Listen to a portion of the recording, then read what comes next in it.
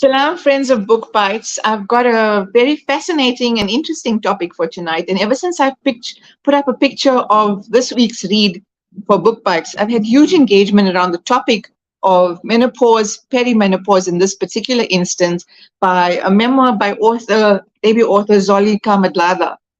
We've got Xoli online tonight. I'll be talking to her in exactly a minute. But to give you a quick sense of what this book is about, and about the author, a fascinating young woman, Xoli Kamadlala wears different hats as a creative director and founder at Indigenously, a contemporary African print clothing line. I'm going to look for this clothing line. The founder of Mask Off, a platform to discuss varying topics that society still deems as taboo, from mental health to menopause. She's the co-founder of Epitome Image and Lifestyle Management and also runs the Xoli Kamadlala Foundation. She loves authentic conversations, spending time with loved ones, making a positive impact, and enjoys learning new things. Now, in 2017, she started journaling her experience, which she initially titled Behind the Smile, an exercise she put to rest for years as she struggled with the symptoms that she didn't understand as a young person, experiencing what she calls perimenopausal, symptoms. And as a globetrotter, she talks about her experience of being home and being abroad, being in the world, and experiencing all of these symptoms, and making meaning and finding sense in them.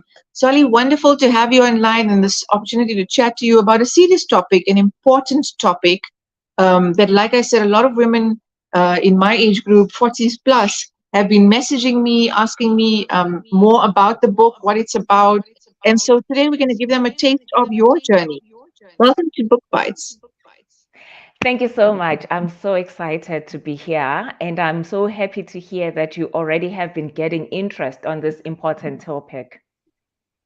And like you said, and I'm glad that I've read that, you already have this sort of foundational reference around authentic conversations that we sometimes shy away from, especially from a cultural perspective. There's this idea that women must just sort their stuff.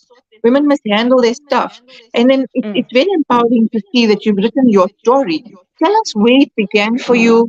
You do talk about your journaling, which is very amazing because, there's healing in writing. Talk to us about where it began for you.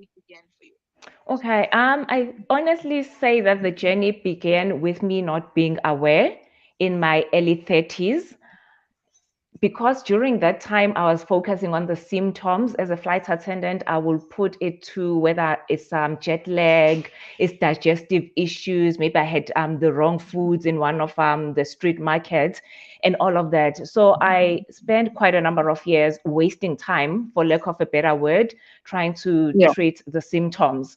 And it's only when I started experiencing the mental symptoms, the worst ones, because nobody talks about them. And that is when I was getting suicidal thoughts, then I got that epiphany that, but the thoughts that I'm having are not healthy. And when that window opened, and then I started backtracking as to say to myself, but I haven't been well for years. I've just been coexisting with the symptoms. Then I started jotting down the symptoms now, trying to remember them. And after I remembered as much as I could, then obviously my first point of reference was Dr. Google. And Dr. Google kind of indicated that I was indeed perimenopausal. But because I was in my early 30s at that time, I had to go for tests. That is always the most recommended way to be sure that indeed you are transitioning into menopause. If you are before the age of 44, you need to do the test so that you can overrule all the other possibilities, because some Okay. conditions, they've got interlinking symptoms. So I had to do from your thyroid test, I had to do your LH test, your FSH test, and they did come back to confirm that indeed everything was fine, but I was just transitioning into menopause, headed actually also into the other side. So with Lack that, of information, yeah, lack of information can be very scary. Please go ahead. yes. Yeah. And just to off ramp, whenever I sign the book, I will put whatever message, and then at the bottom I say informed equals empowered. Because once we are empowered, even the worst of conditions, even the worst of illnesses or worst of anything, we are better able to navigate it once we have the knowledge. For example, right now, as I'm talking to you, because I know that a hot flash can make an entrance anytime, then I always have a fan close by, and I also have my ice water just in case. And back then, because I did not know, I will dress warm in ways that I cannot even unlayer. If a hot flash was to happen, I'll still be having my favorite cup of tea, which in hindsight will also trigger. So now that I know better, I've learned to dress in ways that I can unlayer, have the drinks or the food that do not induce the hot flash. I know that obviously most of the examples that I've made are linked to the most obvious, which is the hot flash, but there's so many other symptoms that I personally went through, and there's so many other symptoms that different women go through actually in this period of transitioning into menopause.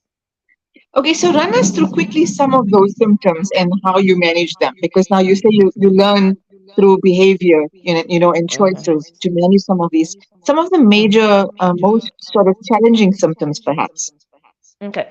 I think one of the most challenging one is brain fog, like forgetting the simplest of things, things that Okay. should not be a brainer. And I always make an example. I do mention it even in the book that most of us, we grew up, sometimes we'll hear the older people, whether it's your grandmother, if they want to call you Shafnaz, they will mention your sister's name first. And when your sister comes, they're like, no, no, no, no, not you. And then they call somebody else's name up until you're the one that surfaces, like, that's you that I was looking for. So that's Okay. forgetting of simple things can be daunting. It can affect your self-confidence, your self-esteem. It can actually affect your work also, because most of us women these days, we are working, we're chasing careers, we're chasing promotions, and then suddenly you are dealing with the symptoms. There's things like your low mood, the depression. So many women are on antidepressants. And sometimes I say that some of these women, it's unnecessary. They have no business actually being on antidepressants if they just knew. The same way that with periods, there's PMS that will come with low mood, irritability, and a bit of depression.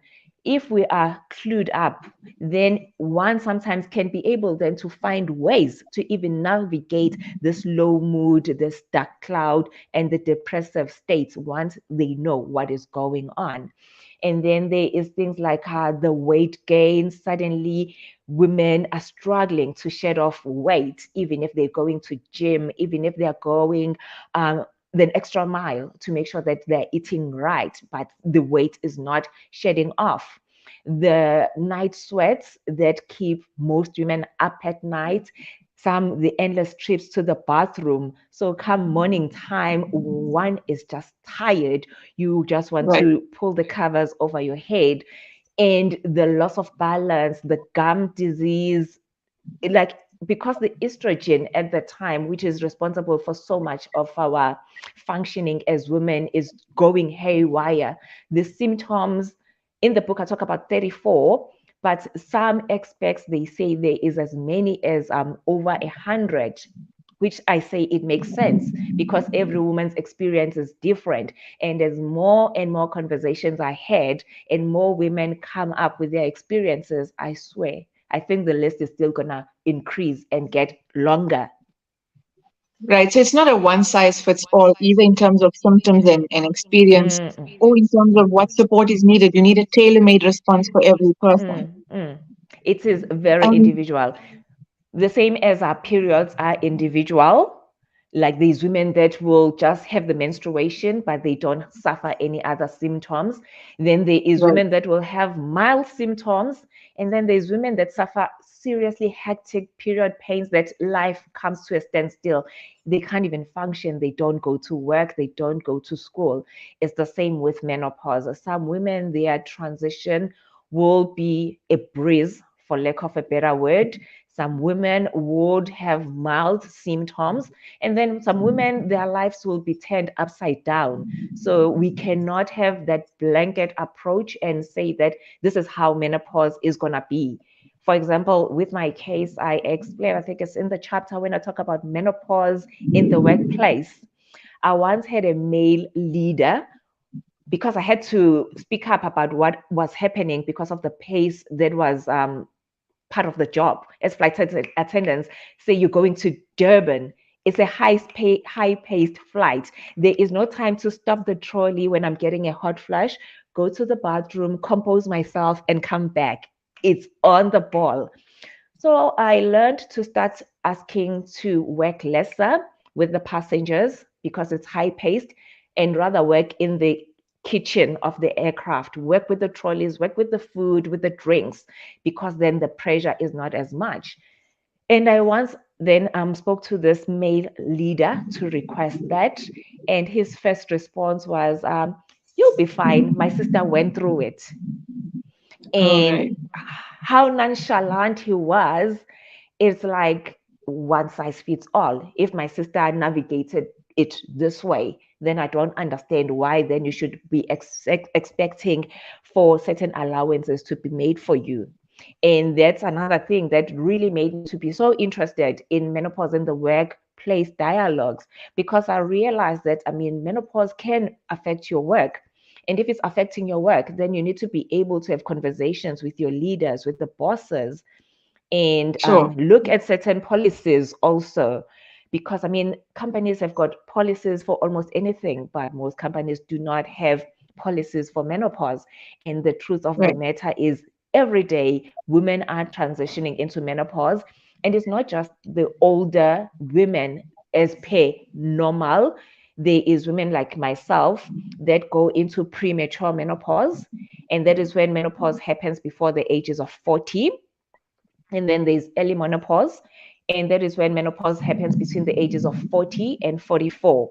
And then the normal natural menopause happens from the ages of 45. So when you're younger and you go into this transition, it's almost like an identity crisis, because you're still looking young. And then when you're coming to talk about this topic, then they're looking at you like, what business do you have wanting to talk about menopause? So you're straddling two worlds. And that is why then the workplace needs to come to the fore to really have these conversations, to be able to support women of different ages as they transition into menopause while they're chasing their goals. Well, I'm glad we've already gone into the stream of I wanted to talk about support structures, and you've already, touched on some of the points. And the question in my mind were, the stigma associated with being, firstly, considered younger because menopause is associated as something that happens to older women, and this feeling that the mental sort of preparation you have to go through to say that, is my body betraying me? And then the experience of people around you saying, "Why do you think you need special treatment?" Those are the kind of stigmas that came into my mind while I was reading to say people have a different response to you in different settings, whether it's home, workplace, friends who are not experiencing the same thing at your age group, and the community in terms of older women who might have dealt with things differently. Talk to me about some of those interactions that you've had in your social and familial spaces, and it is like you sort of get in touch with, or rather deal with the challenge of those stigmas and those feelings that you're young. Why are you having this situation to deal with? Yes. You know, the first thing, obviously, when you discover what's happening, even the conversations that you're going to have with yourself are along the lines of, what did I do wrong? What could I have done differently? And what brought it on? And it's Yeah. the one thing that I'm still on the quest to find out, that what could have possibly triggered it. Because, I mean, obviously, there is the genetics part that plays into it, and it helps to kind of have an idea. And then, as I said in the book, in my case, I went into it before my mom. My mom went at 52. So when she started seeing some of the changes that were happening, she was just on some like, what's going on? I want to support you, but I don't know how to support you at the same time, because I haven't gone through what you are going through. Having her support in that sense obviously meant a lot, because then it meant that I do not have to hide what was happening. I could just keep her updated. And fortunately, at the time, I was single. So, relationship wise, there was nobody. But when it comes to dating, it will be a bit tricky. For example, I mean, we are physical beings as humans. So even if somebody is trying to touch you, if you're having a hot flash, your arm is clammy, and then they're gonna look at you, what is going on? Why are you feeling clammy? I remember one time I lied to this guy and said, I think I'm coming down with flu. While I Yeah, you knew feeling that, I self-conscious. mean, yes, so you come up with stories. You are always like trying to see how you're gonna get out of this one. And at gym, I always say gym became my happy place when it comes to hot flashes, because I mean we go to gym to sweat it out. So even when you're having a hot flash, it just mingles with the normal sweat. Then nobody can see. Unlike if you're getting a hot flash in the middle of the flight while serving passengers, or you are out at dinner with friends, you're having nice conversations, then the next thing you're experiencing these personal summers, and they look at you, what is wrong? So it becomes one of those things that you are straddling so many worlds, because you're trying to have excuses and explanations, but at the same time you are questioning also as to why is this thing happening to me. You're looking at your peers, they are fine, and it affects so much of your life. And then, as I explained, that you get to work, it's the same ball game. Also, you try to speak even to the older ladies, people clam up. It's uncool Right. to talk about menopause. It's uncool because it means that you're over the hill, like your life is almost done for, and you feel like, but I'm still living my best life. I've got aspirations, I've got goals, and I don't want to suffer in silence. I always say that most women, their symptoms seem exacerbated because of trying to navigate it in silence because of the shame that is attached to menopause. There is women even in the corporate spaces that have said to me that I work in a male-dominated industry. I cannot afford to let men know about my struggles with menopause, because then already it puts me on a lesser footing. And my thing is, maybe in the olden days when there was more male in the workplace and women were mostly at home, then women had every reason maybe to suffer in silence. But now women are like counting for almost like the big number in the workplace.